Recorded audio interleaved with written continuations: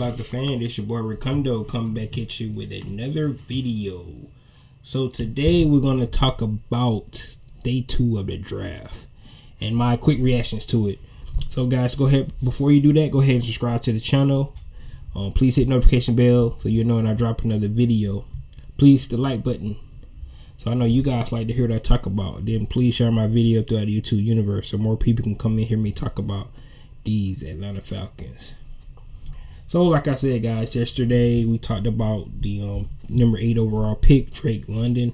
How I felt like that was a great scheme fit, and what we're starting to notice in this draft is the Atlanta Falcons in year 2 in their draft, they're kind of coming up to a theme of what kind of players that they want to bring into the organization.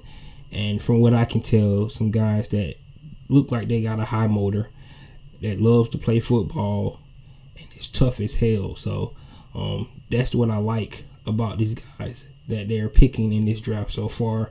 I thought that today the Atlanta Falcons, the front office along with the coaching staff, actually hit it out the park today. So I'm gonna go over these picks real quick. But the first pick, actually, the Atlanta Falcons had to come up 5 spots from 43 to 38 to get the pass rusher that they wanted.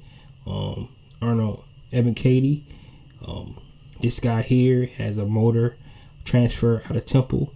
He mentioned, if you looked at his press conference, he mentioned that he wanted to transfer from Temple to come to Penn State, because if he wanted to be in the NFL, he wanted to go up against the best and test out his skill set.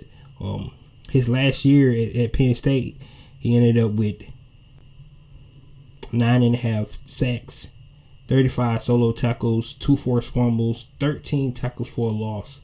So this young man, his motor is always moving. I thought it was a great pick. Some people actually had him going in the first round, so it could be looked at as a steal. Depends on how he turned out and what kind of pass rusher and potential that he actually can bring to this team. So I think he's going to fit well with the Dean Pease scheme in the 3-4, being an outside linebacker and being able to bring that pressure off the end. The next pick at number 58 is probably one of the most athletic players in this draft. A young man who played quarterback, running back, and then ended up at linebacker. Ran a 4.42 in the 40 at the combine. 6'3", 243 pounds. He has 3 sacks himself, 85 solo tackles, and 2 interceptions last year. So, like I said, this guy is just scratching the surface of what kind of linebacker he can be, because he plays so many different positions. He mentioned that he actually just wanted to do whatever the coaches wanted him to do, to win games. So that's why he played all those different positions. But for us, he's going to play linebacker. If you remember Dean Pease' video press conference, when he talked about he wanted pressure players, these 2 guys in the second round definitely going to be able to provide pressure to the quarterback, and that's what we want. Different types of guys. One coming off the end, one could definitely still come off the end or straight up the middle, but 2 versatile players that love football. All right, let's go to the 3rd round. The first pick in the 3rd round, number 74, Desmond Ridder, a young man who played 4 years in Cincinnati, who had 2 seasons where they didn't actually even lose a game. Last year, he actually was able to take his team to the college football playoffs. And with it being in that conference, you can't lose a game, because if you lose a game, you're automatically out of the playoff hunt. Him and his team was able to do that by being the leader of that team. Just shows that his leadership is there, being able to make it to the college football playoffs. However, he ran up to Alabama, way better team, but he did the best he could in that game. Actually, I think he got hurt in that game, but I thought he did the best he could. This young man just had 30 touchdowns, 8 interceptions in 2021. So being there 4-year senior, I think he got a lot to prove. His game is kind of tailored to similar to Marcus Mariota, so I think the fit with the Atlanta Falcons is really great for Desmond Ridder. He's not pressured because he was picked in the 3rd round, so he don't have to be pressured to actually to start. But at the same time, he can still come in and compete. Arthur Smith mentioned that everybody competes. So if he comes in and he outplays Marcus Mariota, that won't be a bad thing, because we could be looking at him as the future quarterback for the Atlanta Falcons. So I really like this pick as well. Just depends on, we can give him time to learn the pro game, and then he might be exactly what we need. He is athletic. He ran a 4.5 in the 40. So, like I said, similar to a Marcus Mariota, the fit for this team is perfect for Desmond Ridder. And then last but not least, at number 82, we was able to get D'Angelo Malone from Western Kentucky. This guy, first step is amazing. So once again, somebody to be able to pressure the quarterback. He is kind of slight, 6'3", about 230 some pounds. So he probably have to buck up just a little bit to be able to handle those tackles in the NFL, because you don't want to be able to get knocked off your spot.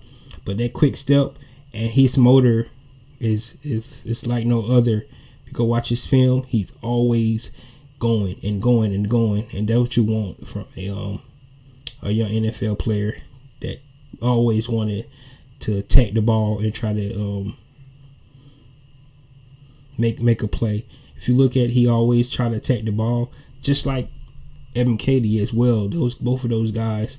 So just if you can just look at, you can imagine Lorenzo Carter, Evan Cady, a D'Angelo Malone, Okendeji, rotating in and out, creating pass rush, and getting off the field, creating havoc.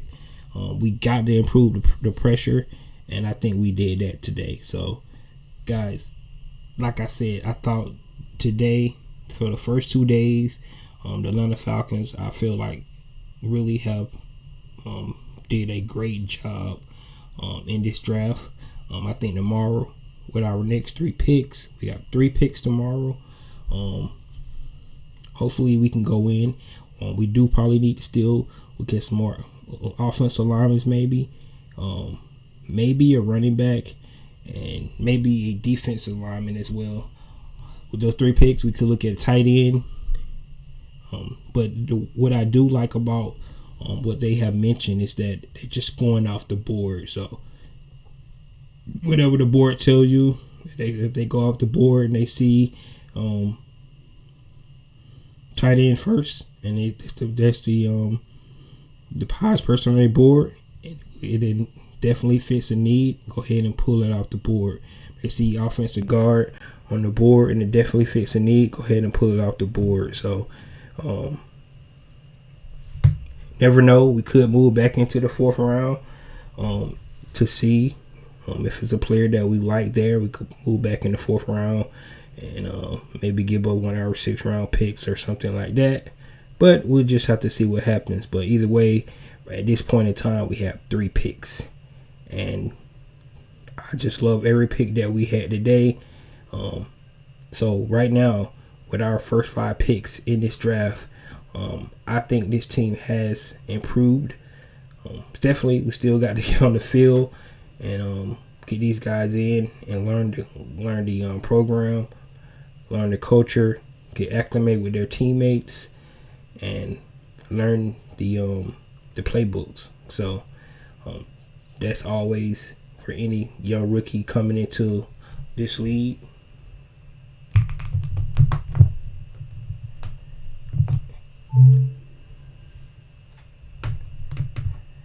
It's always for any rookie coming into this league. So we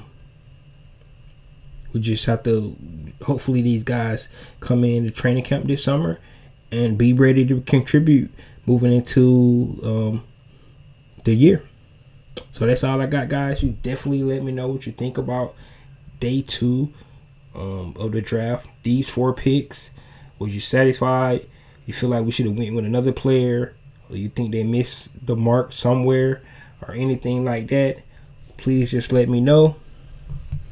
And let's see what they do tomorrow for day 3, the final day of the 2022 draft. And like I said, guys, this is your boy Ricundo coming back at you with another video. Peace.